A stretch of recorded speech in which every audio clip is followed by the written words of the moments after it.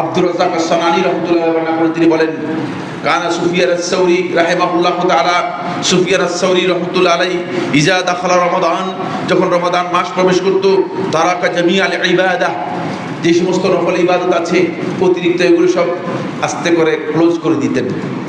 ও আকবার আলা কিরাআতিল কোরআন, এবং কিরাআতুল কোরআন, কোরআন তিলাওয়াতের জন্য বিশেষভাবে মনোযোগ দিতেন, কোরআন তিলাওয়াতের জন্য বিশেষভাবে মনোযোগ দিতেন।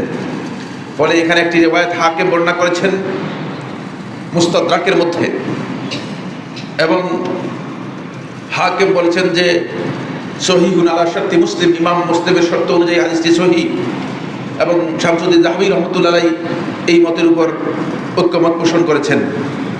কাব রাদিয়াল্লাহু তাআলা বর্ণনা করেন, তিনি বলেন ইউনাদি ইয়াউমাল কিয়ামাতি মুনাদিন, কিয়ামতের দিন আল্লাহ রাব্বুল আলামিনের পক্ষ থেকে আহ্বানকারী আহ্বান করে বলবে বিআন্না কুল্লা হারিসিন ইউতা বিহারসিহি ওয়া ইউসাদ, প্রত্যেক নেক আমলকারী ব্যক্তিকে আল্লাহ রাব্বুল আলামিন তার আমলের যা পাওয়া দরকার তা অতিরিক্ত সহ বুঝিয়ে দিবেন।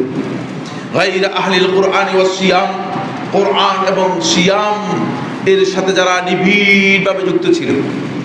আহলুল কোরআন হচ্ছে যিনি সবসময় কোরআনের সাথে যুক্ত থাকেন, বছরে একবার কোরআন শরীফ তিলাওয়াত করেন, তাকে আহলুল কোরআন বলা হবে না, বলা হবে না। কোরআন ওয়ালা কাকে বলা হবে? আহলুল কোরআন হচ্ছে কোরআন ওয়ালা, যিনি সকালেও কোরআনের সাথে, বিকালেও কোরআনের সাথে, রাত্রেও কোরআনের সাথে, ঘুমের আগেও কোরআনের সাথে, তিনি হচ্ছেন আহলুল কোরআন। বুঝতে পেরেছেন? আর মাসে একবার কোরআন তেলাওয়াত করেন, তিনি আহলুল কোরআন নন।